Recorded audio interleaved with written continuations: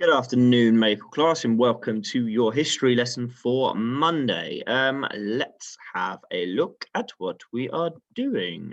So I've been a bit sneaky today, and I have got some geography into our history topic because I think it's very important for us to understand where Egypt is and what Egypt is like as a country to explain some of the things that happened in ancient Egypt and some of the reasons for why they were where they were.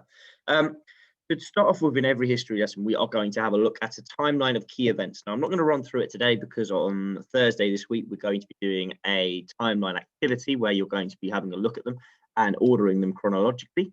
But you guys can have a look through it for now, and on Thursday I will go through it in more detail. But we're going to keep coming back to this at the start of each lesson because it's a really good way of getting us to be familiar with some of the key aspects of the ancient Egyptian era.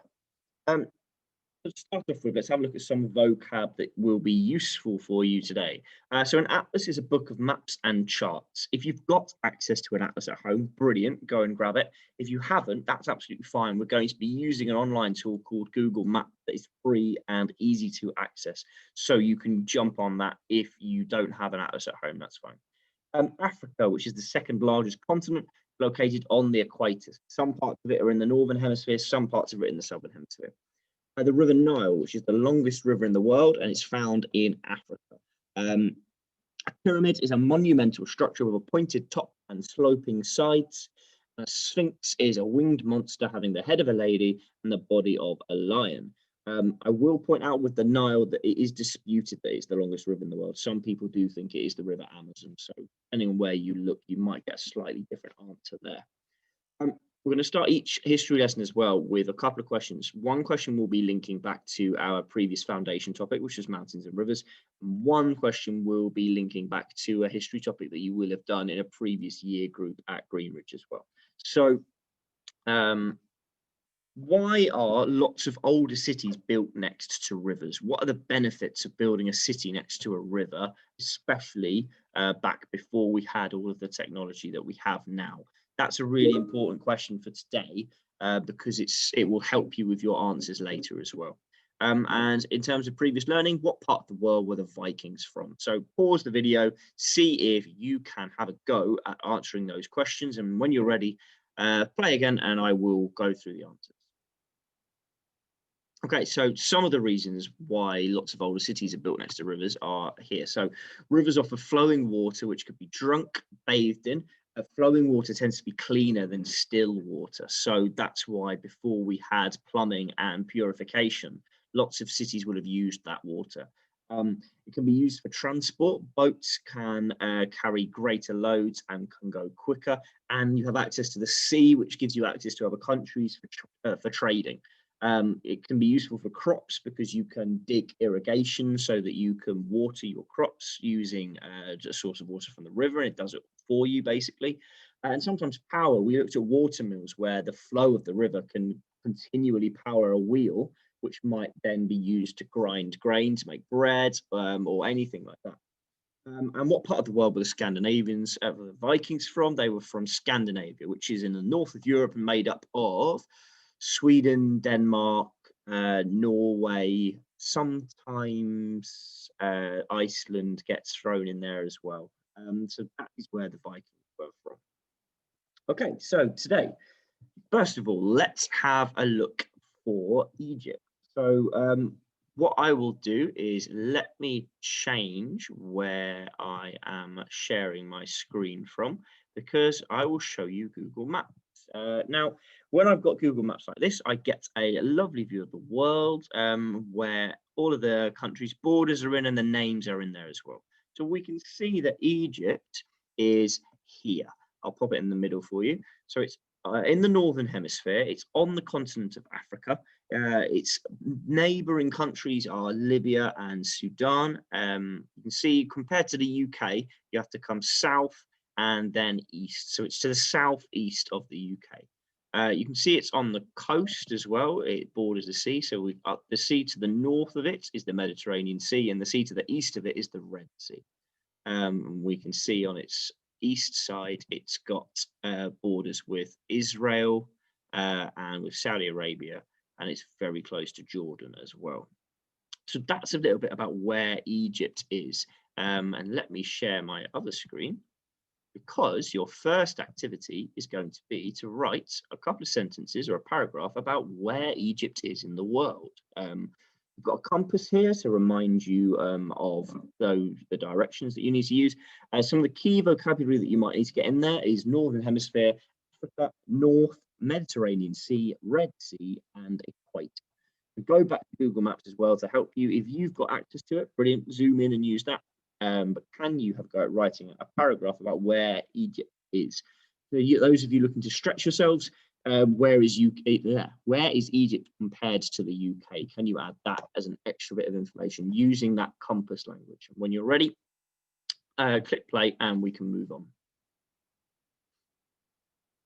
Okay, so another thing that we can use Google Maps for is for something called satellite images. Now, satellite is, for want of a better word, it's almost like a huge camera that's orbiting the Earth. It's just inside the Earth's atmosphere, but it's very high up and it can take incredibly highly detailed pictures of the planet as it goes round. And this is a satellite image of Egypt. Now, before we start having a think about that, I'm going to share with you the satellite image of the UK, so that we can have a think about what it should, or what other countries look like. And the UK is a country that we will all be familiar with. So if I come up, and if you're on Google Maps, you can use this as well. On the left-hand side, I've got a satellite option. And if I click that, it changes so that this is actually a picture. It's not live. But if I zoom in on the UK a bit, I can see that UK is incredibly green. And the reason for that is the UK gets a lot of rain, as lots of you may have noticed, but that means that it waters plants, and it means that there's lots and lots of foliage there. We can also see that we know that there are some rivers around, but they're quite hard to spot. So we can see there's a bit of, it looks almost like a scar, the River Thames through London there. And if I zoomed in, then I would get a clearer view of it. And if I go back, if I travel southeast to Egypt, go over Italy, over Greece, and there we go. Now, Egypt is very different. We can see that Egypt has got like a cluster of greenery at the north side of it. But other than that, it's largely a yellowy brown color. And that's because Egypt is nearer the equator, which means it's significantly warmer. So that means that a lot of Egypt is desert, which will have a very different impact on where people can live. The other thing, sorry, I shouldn't have come out of that. The other thing I noticed as I zoom in is that all of our cities in Egypt, which are these words that pop up in English script and in Arabic script, which is why we've got those two bits, all of them seem to be along the River Nile. Sorry, let me just...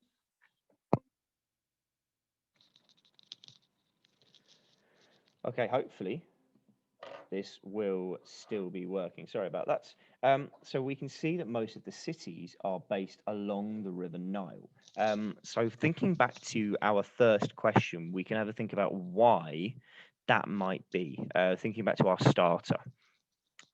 So what your second task is to have a go at describing Egypt using that satellite picture to help you. I'm going to give you a few keywords that you might want to use again. So Cairo, we can see at the north of India. That is India's capital city, and it has been ever since ancient Egyptian times.